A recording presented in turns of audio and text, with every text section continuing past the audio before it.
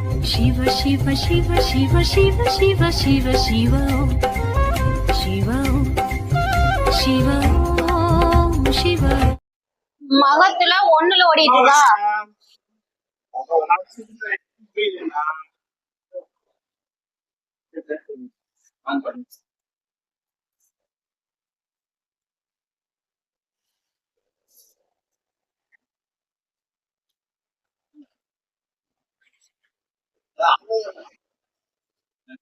சரிங்க, இப்ப நம்ம போட்டிருக்கக்கூடிய இன்றைய கோச்சாரம் இப்ப இருக்கக்கூடிய நிலை பாருங்க.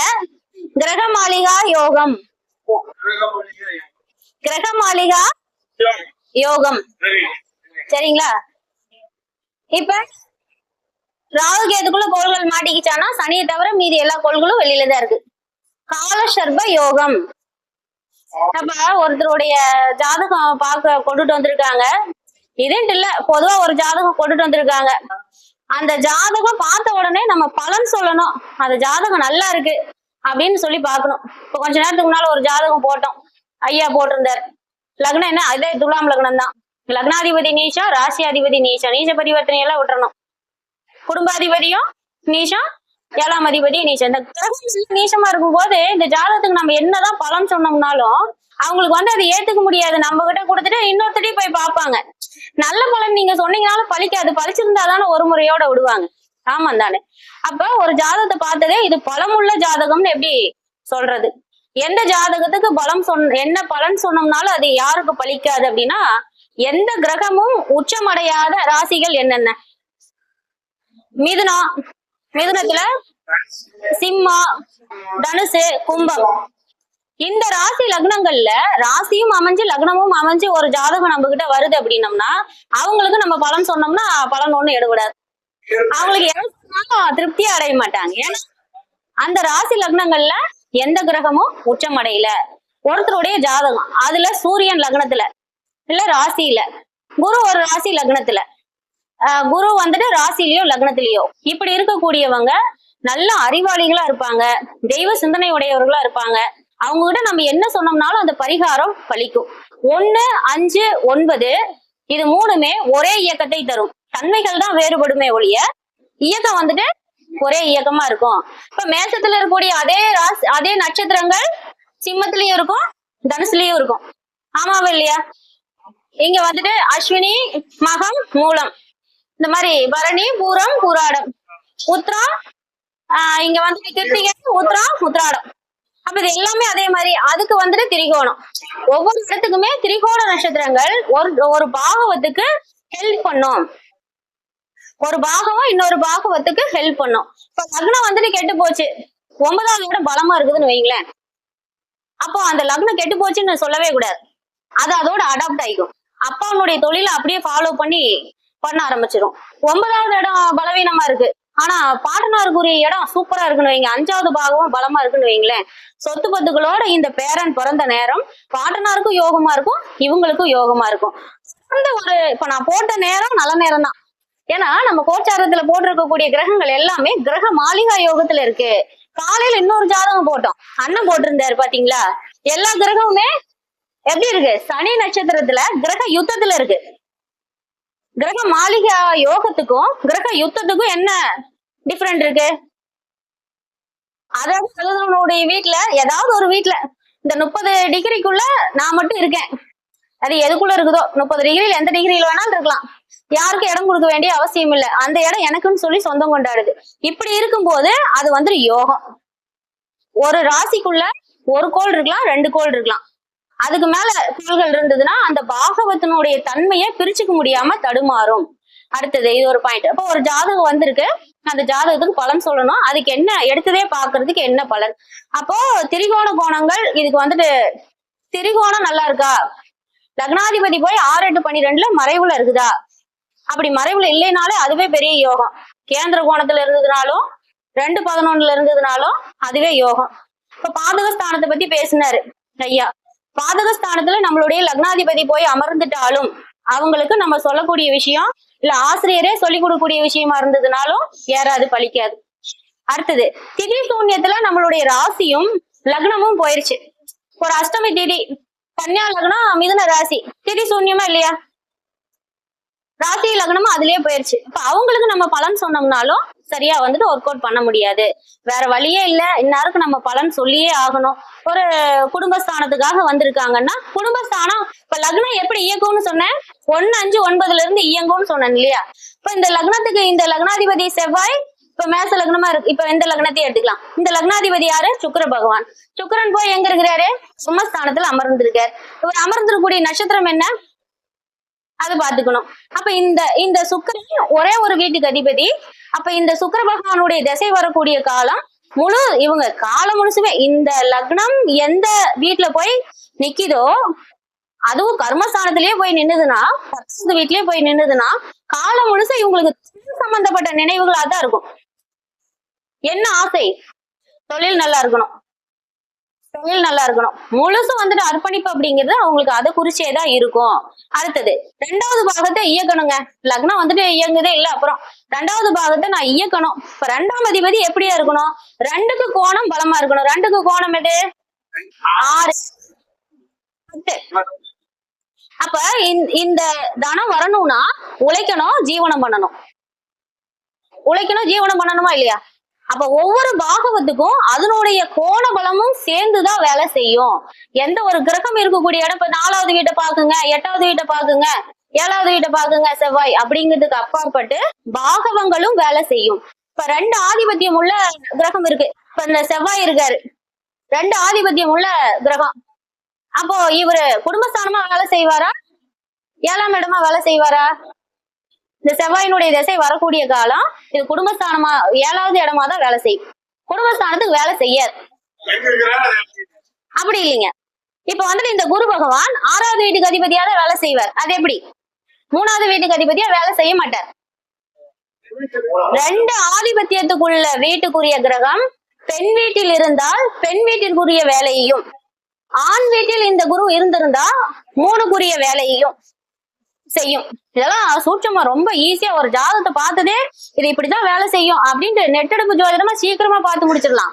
நாம சொன்ன மாதிரியே நிறைய திரேக்கானம் அது இதெல்லாம் போட்டுட்டு உட்காந்துருந்தோம்னா ஏதாவது அந்த அம்மாவுக்கு தெரியலையா இருக்கு, வெகு நேரமா இதே நோண்டிக்கிட்டே இருக்குன்னு. இப்ப பார்த்த உடனே பலன் சொல்றதுக்கான விஷயங்கள் இதுதான். அப்புறம் 27 நட்சத்திரங்கள் இருக்கு. இப்ப பக்கமா ஒரு 3 இறந்த ஜாதகம் வந்துச்சு. 6வது இடம் நல்லா இருக்கு, 8ஆம் இடம் நல்லா இருக்கு, ஓடுற திசை நல்லா இருக்கு. ஆனா திடீர் இறப்பு. என்ன காரணம்னா இது ஜோதிட நூல்கள்ல இருக்குதா என்னன்னு தெரியல. ஏதோ ஒரு குறிப்பு சொல்றேன் நான். இந்த லக்னாதிபதி நின்ற நட்சத்திரம் இவர் எந்த நட்சத்திரத்தில் இருக்காரோ இந்த நட்சத்திரத்துக்கு இந்த ஜென்ம நட்சத்திரத்துல இருந்து எண்ணி வரும்போது விபத்து தாரையில 3, 3, 12, 21, 22வது நட்சத்திரமா இந்த சந்திரன் நின்ற நட்சத்திரம் வந்து இதுக்குரிய திசை ஊத்தி அந்தரத்துல ஓடிச்சுன்னா கண்டம் வந்துருது. என்ன சொன்ன? இப்ப லக்னாதிபதி இந்த லக்னம் நின்ற நட்சத்திராதிபதி இல்ல லக்னாதிபதி. ஆமா, இந்த லக்னாதிபதி யாரு? சுக்கிரன். இந்த சுக்கிரன் நின்ற நட்சத்திரத்துக்கு இந்த சந்திரன் நின்ற நட்சத்திரம் எத்தனாவது நட்சத்திரமா வருது? விபத்து தாரையோட 22வது நட்சத்திரத்தையும் கூட்டிக்கிங்க. 21 விபத்து, 22 சேர்த்திக்கிங்க. இது அப்படி வந்து அதுக்குரிய திசா புத்தி வருது பாத்தீங்களா? அந்த திசையும் இந்த சந்திரன் என்ற நட்சத்திரத்தினுடைய புத்தியும் வரக்கூடிய காலம் மாரகம் தரக்கூடிய காலமா இருக்கு. இந்த லக்ன புள்ளி நின்றதையும் கூட சேர்த்து எடுத்துக்கலாம். ஏதாவது பிரச்சனை வரும், ஆனா நீங்கிரும். இப்ப லக்ன புள்ளி எதுல நிக்குது? விஷாகத்திலயா, சித்திரையிலயா, சுவாதியிலயான்னு பாத்துக்கணும். அதுக்கு அந்த கணக்கு எடுத்துக்கணும். நம்ம குரு எடுத்துக்கணும், சுக்கரன் எடுத்துக்கணும், இந்த மாதிரி எடுத்துக்கணும்.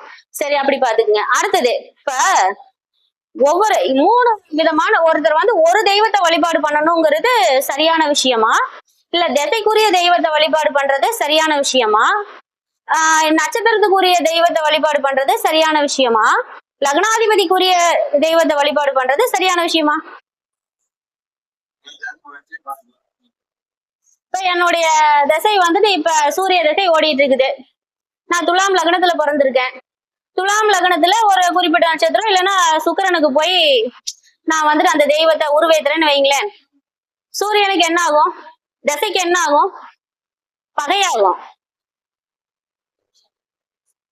துலாம் லக்னத்துக்கு பாதகாதிபதி யாருங்க? சூரியன். சூரியனுக்கு பகையாகுமா இல்லையா? அப்ப அந்த கோயிலுக்கு போயிட்டு வந்தா நல்லது நடக்கும்னு ஒரு ஜோதிடர் சொல்லி அவங்க போயிட்டு வந்தாங்கன்னா போயிட்டு வரும்போதே அவங்களுக்கு பிரச்சனையோட தானே வருவாங்க. அப்ப அந்த மாதிரி நம்மளுடைய திசைக்கும் நம்ம ஒரு கோயிலுக்கு போறோம்னா கூட நம்ம எதுக்கு போறோம், அந்த கோயிலுக்கு போகணும்னா அந்த திசை புத்தி நம்மள அறியாமையே நம்மள அந்த கோயிலுக்கு போக வைக்கும். யாராவது நம்ம பெரியவங்க கூப்பிடுவாங்க, நம்ம கூட போயிட்டு வருவோம். அப்புறம் போயிட்டு வந்துட்டு பார்க்கும்போது நம்மளுக்கு அந்த திசை புத்தி தான் கூட்டிட்டு போயிருக்கோம். நம்மளுடைய லக்னாதிபதி கூட்டிட்டு போயிருக்க மாட்டாரு, நட்சத்திராதிபதி கூட்டிட்டு போயிருக்க மாட்டாரு. சரிங்களா? ஆனா இந்த லக்னத்துக்கும் என்ன நம்மளுடைய 5, 9 சம்பந்தப்பட்ட வகையில நம்மளுடைய திசையும் புத்தியும் ஓடக்கூடிய காலத்துல 3 வகையான தெய்வத்தினுடைய கோயிலுக்கு அது எந்தெந்த நட்சத்திரத்துல இருக்குதோ அந்த நாள்ல போய் வழிபாடு பண்ணிக்கணும். அப்போ லக்னாதிபதி எந்த எந்த சாரத்துல இருக்குது, அந்த சாரத்துக்குரிய நட்சத்திரம் என்ன, அந்த நட்சத்திரத்துக்குரிய கடவுள் எங்க இருக்காரு, அவரை போய் வழிபாடு பண்ணணும். அப்பதான் 1, 5, 9ல இருந்து திசை புத்தி நடந்து கோயிலுக்கு போனாதான் கடவுள் வரம் கொடுப்பாரு, பரிகாரம் பலிக்கும். மத்த காலங்கள்ல சொல்லிட்டாங்களே இல்ல நம்மளே எழுதி அனுப்பிச்சு விடுறோம் போயிட்டு வாங்க பரிகாரம் 3-4 தடவை பண்ணிட்டோமா பலிக்கவே இல்லையுமாம்பாங்க. பரிகாரம் கூட பலிக்கணும்னா 1, 5, 9 கோச்சார ரீதியாவோ இல்ல திசை புத்தியிலயோ தொடர்பு பட்டு அந்த காலகட்டத்துல ஒரு கோயிலுக்கு போனாதான் அந்த பரிகாரம் பலிக்கும். அப்ப ஒருத்தர் வழிபாடு பண்ணக்கூடிய ஒரு விஷயம் என்னன்னா, லக்னாதிபதி யாரு, லக்னாதிபதி நின்ற நட்சத்திரம் என்ன, அந்த நட்சத்திரத்துக்குரிய கோயில் என்ன. அடுத்தது லக்னாதிபதி நின்ற நட்சத்திரம், இதுலயே 2 பேர் வந்துட்டாங்க. அடுத்தது ராசி, சந்திரன் என்ன நட்சத்திரம், அந்த நட்சத்திரத்துக்குரிய கோவில் என்ன, அதை கண்டுபிடிச்சு அந்த கோவிலுக்கு போயிட்டு வரும்போது அது எப்படி அந்த நாள்ல அந்த நட்சத்திர நாள்ல போயிட்டு வரணும். சரிங்களா? இப்ப மூல நட்சத்திரம் ஆஞ்சநேயருக்குரியதுன்னா மூல நட்சத்திரத்து அன்னைக்கு அவரை போய் பார்க்கணும். இந்த மாதிரியா சிறப்புக்குரிய ஒரு விஷயம் அப்படிங்கறத நம்ம ஃபாலோ பண்ணிக்கணும். அப்புறம் எந்த ஜாதகத்தையும் இயக்க முடியாத ஜாதகமே எதுவும் இல்லை. நம்மளுக்குள்ள குரு இருப்பார், நம்மளுக்குள்ள இருக்கக்கூடிய தெய்வம் தானே அவங்க கூட பேசுது. அப்ப வந்துட்டாங்க, அவங்க குலதெய்வமும் சேர்ந்துதானே வந்திருக்கோம். என்னவோ என் பிள்ளை முடியலன்னு சொல்லிட்டான், இதை நீ சரி பண்ணி கொடுன்னு சொல்லிதானே அந்த குலதெய்வமும் சேர்ந்துதான் வரும். சரிங்களா? அப்போ இந்த ஜாதகத்துக்கு பலன் இல்லைன்னு எந்த ஜாதகத்தையும் தூக்கி போடக்கூடாது. சரிங்களா? அப்ப அதுக்கு நம்ம பலன் சொல்லணும், ஜெயிக்க வைக்கணும். அப்பதான் நம்ம எக்ஸ்ட்ரா கிரகங்கள் பலவீனமா ஆச்சுன்னா அப்பதான் நம்ம என்ன எடுக்கிறோம், திதி யோகம் கரணம் எக்ஸ்ட்ரா மீட்டிங் 3வது ஒரு விஷயத்துக்கு போறோம்.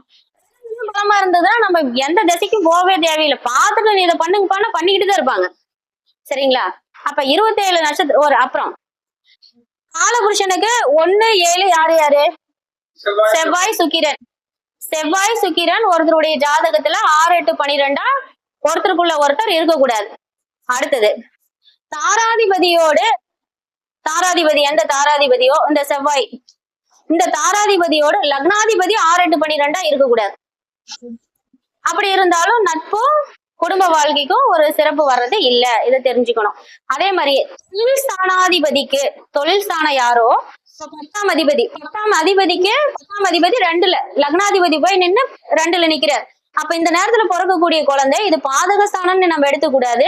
லக்னாதிபதிக்கு 2ல 10ஆம் அதிபதிக்கு 2ல போயிட்டு 11ல இந்த பாகம் நிக்குது. அப்ப ஜீவனத்துக்கு 2, ஜீவாதிபதியே 2ங்கில தனஸ்தானமா இல்லையா? அப்ப இது தனஸ்தானம் அப்படிங்கிற இது இயங்கும். இந்த ஜாதகம் இயக்கத்துக்குரிய ஜாதகம். இப்ப இந்த செவ்வாய் இந்தட மறைஞ்சு போயிட்டா பலன் கொடுக்காது. இந்த செவ்வாய் இந்தட வந்துட்டா தன்னுடைய பவரை அதிகப்படுத்தி கொடுக்கும். ஒரு லக்னத்தை தொடர்ந்து உதவி செய்யறதுக்கு எந்த கோள்களுமே இல்லை. ஒரு பாகவத்தை அடுத்து 2, 3 இடத்துல எந்த கிரகமும் இல்லாத 4வது இடத்துல இருந்ததுனால இளமையில கஷ்டப்படுறது. இப்ப ஒரு பாகம் இயங்குது, இதுக்கு ஹெல்ப் பண்றதுக்கு அடுத்தது கிரகம் இருக்குது அப்படின்னா அவங்க வாழ்க்கையில அடுத்தடுத்து உதவி கிடைக்கும். படிச்சுட்டு இருந்தாங்கன்னா பிள்ளைங்களுக்கு உடனே வேலை கிடைச்சிரும், பதவி உயர்வாயிரும். இப்ப இவங்களுக்கு இந்த ஸ்தானத்திலயும் பலவீனமான கோள் இருக்கு, இந்த ஸ்தானத்திலயும் பலவீனமான கோள் இருக்கு. அப்ப இந்த கிரகம் அரெஸ்ட் ஆயிடுச்சுன்னு அர்த்தம். அதுக்கு என்ன சொல்றோம், முன்பின் பாவ கிரகங்கள் இருந்தால் பாவ கர்த்தாரி தோஷம்னு சொல்றோம். ஒரு பாகவத்தை அது கெடுக்கும் அப்படின்னு சொல்லக்கூடிய ஒரு அம்சம். இப்ப ராகு இங்க இருக்கிறாரு, இங்க சூரியன் இருக்கிறாரு, பாதகாதிபதி இருக்காரு. இந்த இடத்துல சனி பகவான் பூர்வ புண்ணியாதிபதி போய் சிக்கிக்கிட்டாரு. அப்ப இவங்க வரும்போதே இந்த குழந்தை 30 காலத்துல இருந்து இன்னும் சொத்தை பிரிக்கலையா, அதெல்லாம் பிரச்சனையிலேயே இருக்கா, எல்லாம் இருக்கு. ஏன்னா பாகவ பலம் எல்லாம் இருக்கு, ஆனா உங்களால அனுபவிக்க முடியலையா? நல்லா புல்லு கூட முளைச்சு கிடக்குதா அப்படின்னம்னா ஆமான்னு தான் சொல்லுவாங்க, இல்லைன்னு சொல்ல முடியாது. அந்த மாதிரியா ஒரு முன்பின் கிரகங்களும் இந்த பாகத்துல இருக்கக்கூடிய தன்மையை கெடுக்கவும் செய்யும், கொடுக்கவும் செய்யும். யோகாதிபதி முன்னும் பின்னும் இருக்கிறாங்க, பூர்வீக யோகமா இருக்குமா? அப்ப இப்ப வந்துட்டு இந்த இடத்துல குரு இருக்காருன்னு வைங்க, இவங்களுடைய பூர்வீகத்துக்கு பக்கத்துல பெரிய கோயிலோ இல்ல வந்துட்டு ஸ்கூலோ பெரிய பிரம்மாண்டமான ஒரு விஷயத்த பண்ணி இந்த இடத்துக்கு வந்துட்டு மவுஸ் ஏத்தி விட்டுருவாங்க. சரிங்களா? அப்படியே ஒரு ஜாதகத்தை தாராளமா நம்மளால இயக்கிக்கவும் முடியும். எவ்வளவு பலவீனமான ஜாதகமா இருந்ததுனாலும் அதுக்குள்ள ஒரு அதிர்ஷ்டம் இருக்கும். இந்த பிரபஞ்சம் நம்ம என்ன கேட்டோம்னாலும் கொடுக்கும். கொடுக்கலன்னா ஒண்ணும் கிடையாது. சக்தி குரு ஐயா போன பௌர்ணமியும் வெள்ளிக்கிழமையும் ஒன்னா வந்தது.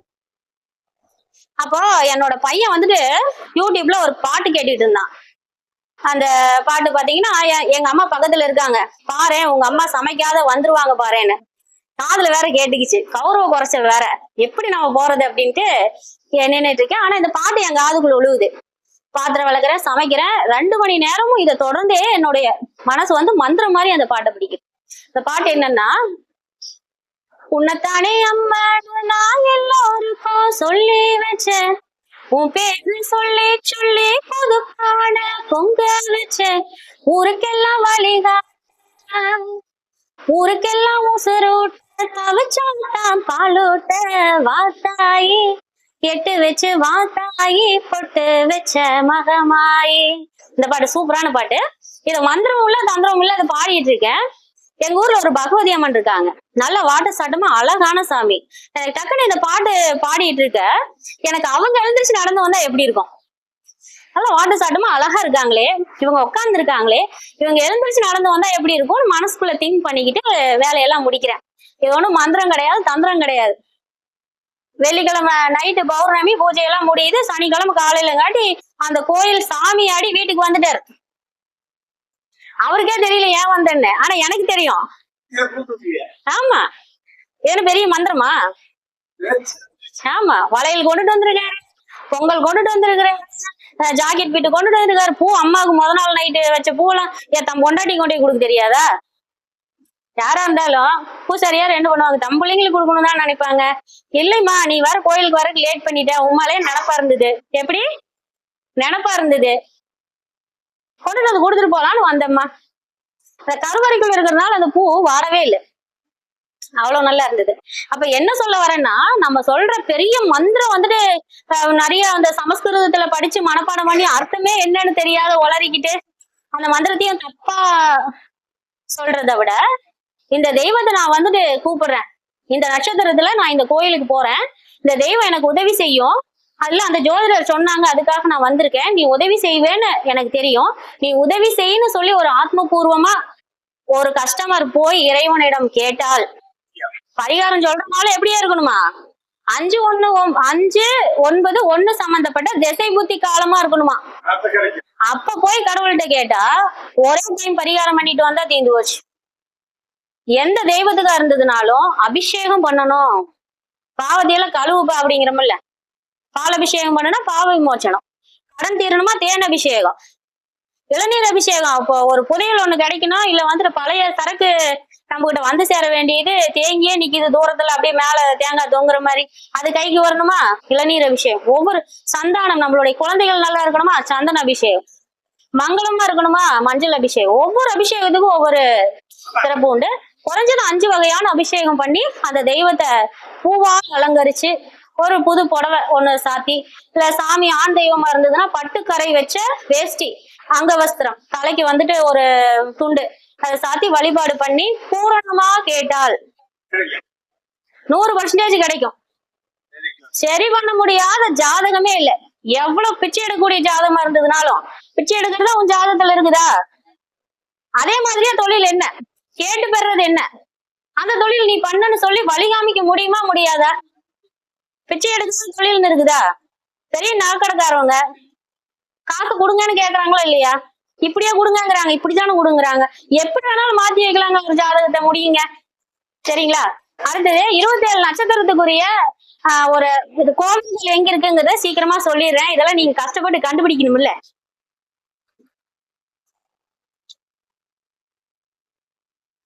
இப்ப நம்மளுடைய லக்ன புள்ளி அஸ்வினி நட்சத்திரத்துல விழுந்திருக்கு, இல்ல லக்னாதிபதி போய் அஸ்வினி நட்சத்திரத்துல இருக்கிறார், இல்ல ஜென்ம நட்சத்திரம் வந்து அஸ்வினியில இருக்கு, இல்ல 10ஆம் லக்னாதிபதி போயிட்டு அஸ்வினி நட்சத்திரத்துல இருக்கிறாரு, தொழில் சிறக்குல, தொழில் நல்லா வரணும், அப்ப அஸ்வினி நட்சத்திரத்துக்குரிய தெய்வத்தை வந்துட்டு வழிபாடு பண்ணணும். அதை விட நம்மளுடைய நட்சத்திரம் இப்ப ரேவதி நட்சத்திரத்துல இருக்கிறவங்க அஸ்வினி நட்சத்திரத்துக்குரிய தெய்வத்தை போய் வழிபாடு பண்ணோம்னா அதிர்ஷ்டம் கிடைக்கும். எப்படி வேணாலும் 27 நட்சத்திரத்தை நம்மளோட இஷ்டப்படி பயன்படுத்தலாங்க. சரிங்களா? அது முதல்ல எந்த கோயிலும் தெரியணும்ல. அப்ப அஸ்வினி நட்சத்திரம்னா சரஸ்வதி தேவி, அஸ்வினி தேவர்கள் தெரியும். திருவாரூர் மாவட்டம் கூத்தனூர் அரசலாறு ஆற்றங்கரையில சரஸ்வதி தேவிக்கு ஒரு ஆலயம் இருக்கு. அங்க போயிட்டு நீங்க மெதுவா பார்த்து எழுதிக்கலாம், வழிபாடு பண்ணணும். அஸ்வத்தாமன் இருக்காரு இல்லையா, இப்ப கல்கி படம் வந்துச்சே சாவே வரலின்னு ஒருத்தர், அவர் வந்து அஸ்வினி நட்சத்திரத்துல தான் பிறந்தார். பரணி நட்சத்திரத்துல துரியோதனன் பிறந்தாரு. யமன் தான் தேவதை. துர்க்கை எருமை வாகனத்தோட இருக்கக்கூடியது யாரு, எருமை தலை மேல நிக்கிற மாதிரியா துர்க்கை இருப்பாங்க இல்லையா, அவங்கள வழிபாடு பண்ணிக்கிறது நல்லது. கும்பகோணம் பட்டீஸ்வரர் ஆலயத்துக்கு அருகையில இல்ல ஆலயத்துக்குள்ளேயே வடக்கு நோக்கி துர்க்கை இருக்காங்க. பட்டீஸ்வரர் கோவில்ல வடக்கு நோக்கி துர்க்கை, அவங்க பரணி நட்சத்திரத்துக்குரிய தெய்வம், அஷ்டபுஜ துர்க்கைன்னு சொல்லுவாங்க.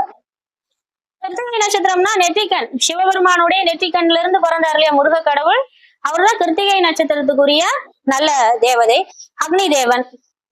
ஆவணங்குடி குழந்தை வடிவேலனை போய் வழிபாடு பண்ணணும். பழனியில மலை மேல இருக்கக்கூடிய முருகர் இல்ல, கீழே இருக்காரு இல்லையா அந்த அழகு முருகர். ரோகிணி நட்சத்திரம் நல்ல நட்சத்திரம், கிருஷ்ணர் பிறந்த நட்சத்திரங்கிறோம். 3 பாதத்துல 1, 2, 3 பாதத்துல பிறந்த குழந்தைங்கனால அது பிறந்ததுல இருந்து பெற்றவங்களுக்கு பெரிய கஷ்டம் வருதுங்க. இது வந்துட்டு என்னுடைய அனுபவத்துல நான் பார்த்த விஷயம். 4வது பாதத்துல பிறந்துட்டா குழந்தைக்கும் தத்து இல்ல, அப்பம்மாவுக்கும் தத்து இல்ல.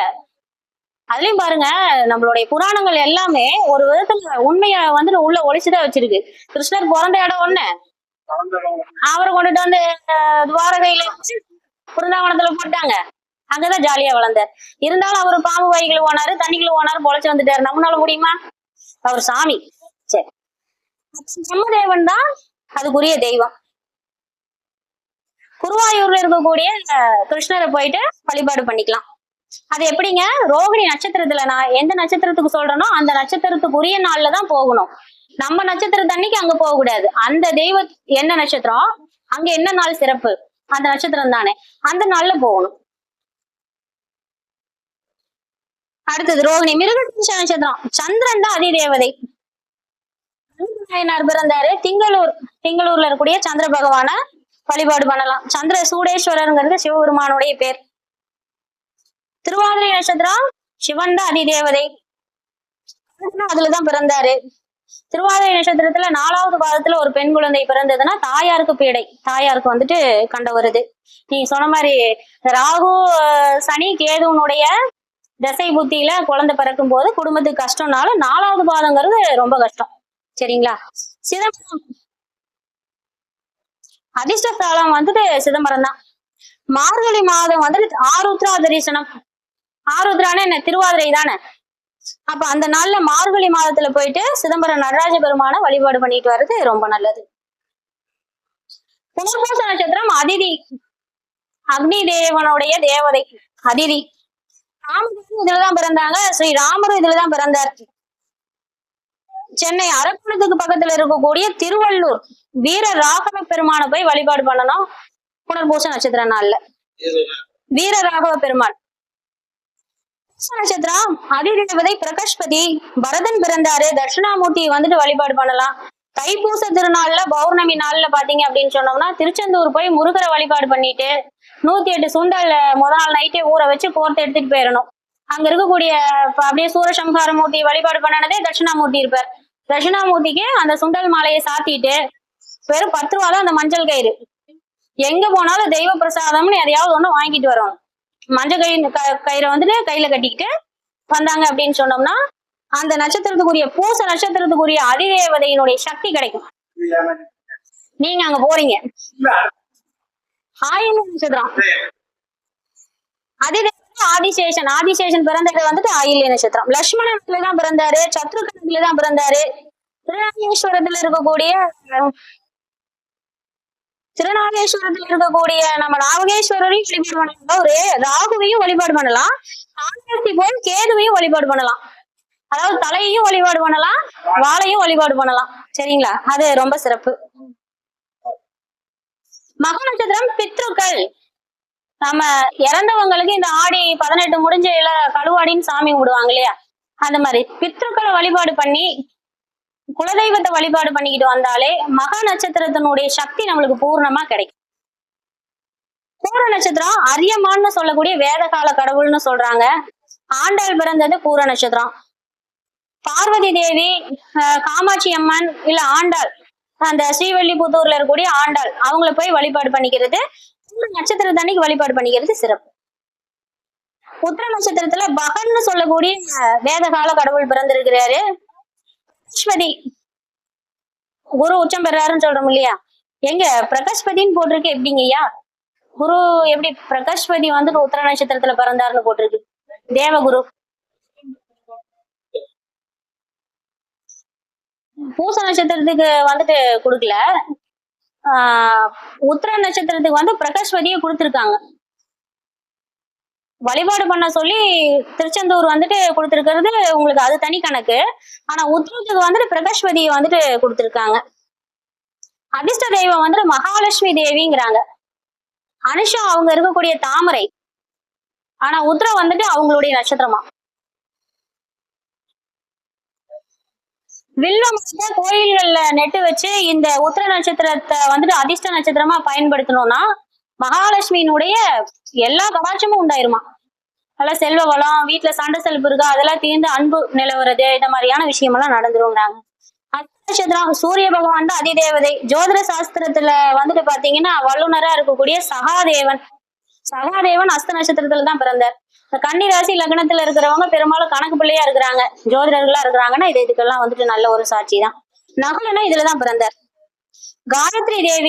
காயத்ரி தேவியினுடைய மந்திரங்களை சொன்னோம்னா கூட அஸ்த நட்சத்திரம் அப்படியே மந்திரத்தை சொல்லி அப்படியே கைக்குள்ளேயே கண் முழிச்சுக்கணும். காயத்ரி மந்திரத்தை சொல்லி அதுவே போதும், அவங்களுக்கு பெருசா கோயில் குளம் போகணும்னு அவசியம் இல்லை. ராஜஸ்தான் மாநிலம் ஆஜ்மீர் நகரத்திற்கு அருகில் உள்ள புஷ்கர் ஊரில் பிரம்மதேவன் கோயில வந்து அம்மா இருக்காங்க, காயத்ரி தேவி அம்மா இருக்காங்க. அவங்கள போய் அவ்வளவு தூரம் வழிபாடு பண்றதுக்கு நம்ம இந்த மந்திரத்தை சொல்லி, அஸ்த நட்சத்திரம்னா கைக்குள் இறைவன், நம்ம 2 கைகள்லயும் நம்ம கண்ணு முழிச்சுக்கிட்டோம்னாலே காயத்ரி தேவியினுடைய அனுகிரகம் கிடைச்சிடும். சித்திரை நட்சத்திரம் துவஸ்டான்னு சொல்லக்கூடிய தேவதை. துவஸ்டானா சிருஷ்டிப்பவள். விஸ்வகர்மானா யாருன்னா அவங்க வந்துட்டு போட்டு கொடுத்த மேப்பை உருவாக்குறவர்.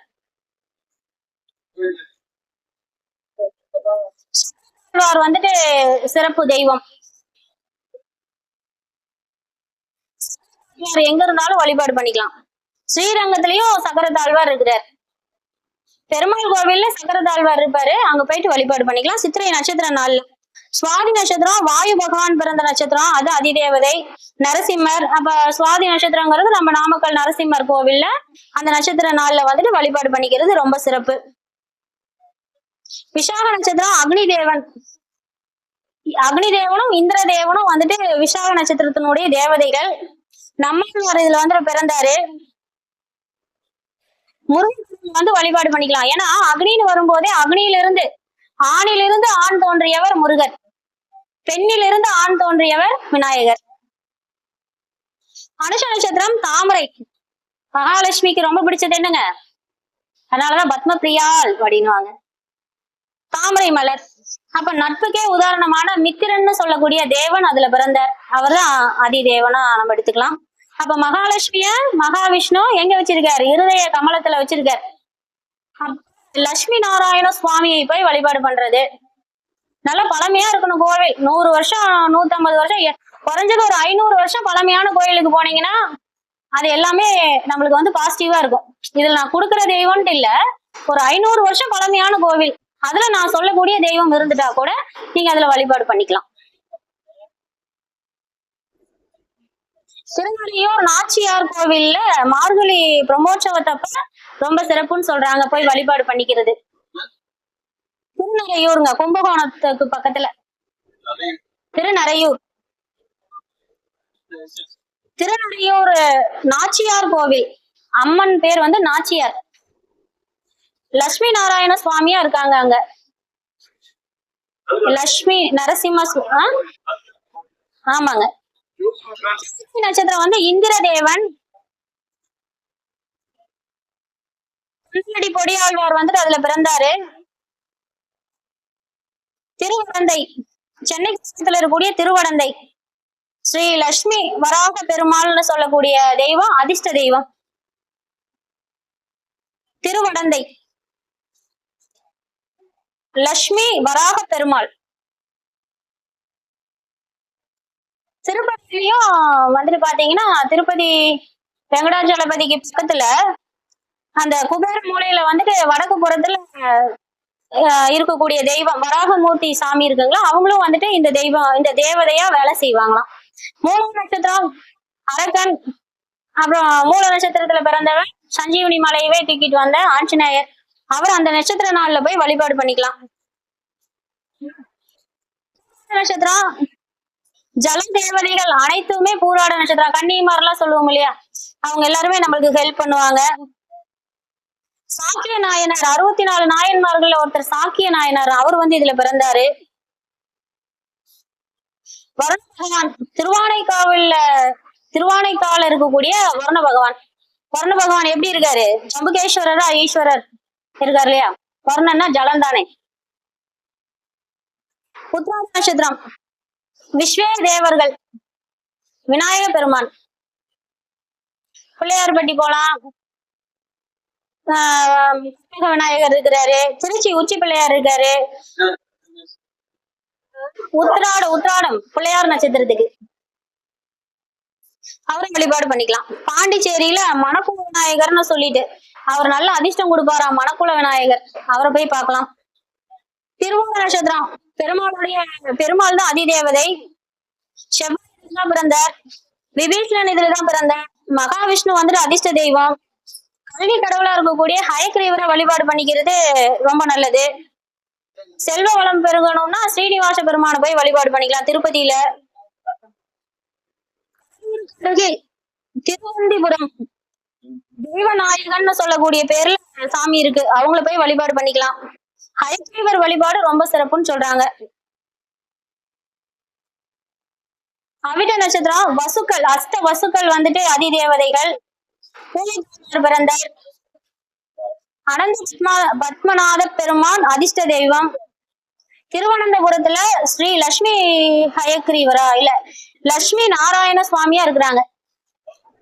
ஸ்ரீஹரி லட்சுமி தாயாருடன் இருக்கக்கூடிய அனந்த பத்மநாபன் சொல்லக்கூடிய பெருமாள் அவிட்ட நட்சத்திரத்தினுடைய அதிதேவதை, சக்தி கொடுக்கக்கூடிய தெய்வம். சதய நட்சத்திரத்துலதான் ஸ்ரீராமரை வந்துட்டு முதல் முறையா ஹனுமன் பார்த்தார். சதய நட்சத்திரம் வரக்கூடிய நாள்ல போயிட்டு ஆஞ்சநேயரை போய் பார்த்து வரம் கேட்டா என்னன்னாலும் கொடுப்பாராம். மூல நட்சத்திரம்னு தானே தெரியும், ஆனா ஸ்ரீராமரை முதல்ல ஆஞ்சநேயர் பார்த்த அந்த நாள் என்ன நாள்னா சதய நட்சத்திர நாள். ராஜராஜ சோழன் வந்துட்டு அதுல பிறந்தாரு. ஆஞ்சநேயர் வந்து அதிர்ஷ்ட தெய்வம்.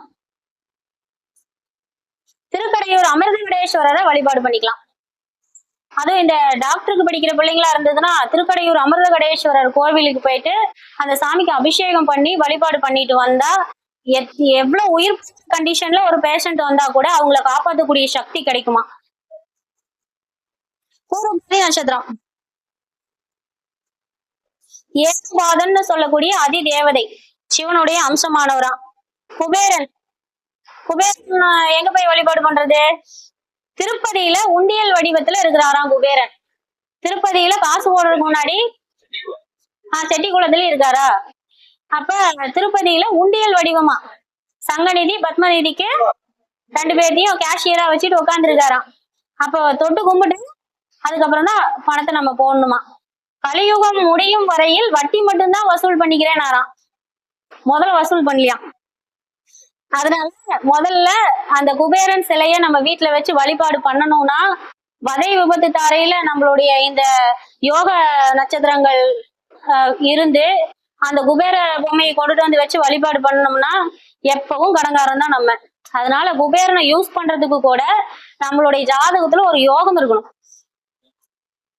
அடுத்து உத்திரட்டாதி நட்சத்திரம் அதிபுத்திரி அதிதேவதைன்னு சொல்றாங்க. காமதேனு பிறந்தது.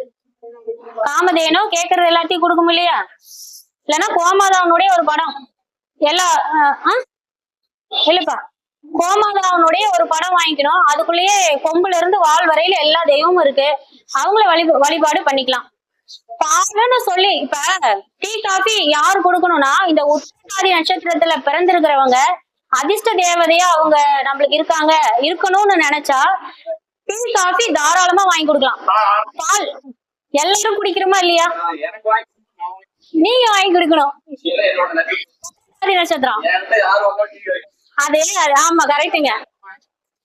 இந்த பசுமாடு மட்டும் ஆட்டுக்குட்டி மாட்டுக்குட்டி மனுஷங்குட்டி எல்லாத்துக்கும் சரியா பால் கொடுக்குமா, தங்குட்டிக்கு மட்டும் இல்லாம. அதனால உத்திரட்டாதி நட்சத்திரம் 27 நட்சத்திரங்கள்லயே சிறப்பான நட்சத்திரம். தான் வச்சு பழகிதோ இல்லையோ மத்தவங்களுக்கு கொடுத்து காக்குமா. அப்பதானே சுரக்கும். ஸ்டோர் பண்ணா சுரக்காது இல்ல. அதனால அவங்க எல்லாம் கொடுத்து பழகணும். தானாவே அவங்களுக்கு செல்வம் சேரும். சரிங்களா? பூஜை கோ பூஜை பண்ணிக்கிறது ரொம்ப சிறப்பு. கும்பகோணம் பட்டீஸ்வரர் சிவாலயம் தேனுபுரீஸ்வரர் இருக்கிறார். பட்டீஸ்வர பெருமானுடைய இன்னொரு பேர் என்னன்னா தேனுபுரீஸ்வரர். நட்சத்திரம் தேவதை அபிமன்யு அதுல பிறந்தார். ஸ்ரீரங்க ரங்கநாதர் அதிர்ஷ்ட தேவி. ஸ்ரீரங்க ரங்கநாதரை போய் வழிபாடு பண்ணிக்கலாம். போனா ராமானுஜரை பார்க்காம வரக்கூடாது. சரிங்களா? அப்ப 27 நட்சத்திரத்தையும் எந்த வேணாலும் ஒரு ஜாதகத்தை இயக்குறதுக்கு நம்ம பயன்படுத்திக்கலாம். ஸ்ரீரங்கம் ரேவதிக்கு கூட ராமானுஜரையும் சேர்த்து வழிபாடு பண்ணிக்கணும். நன்றிங்க.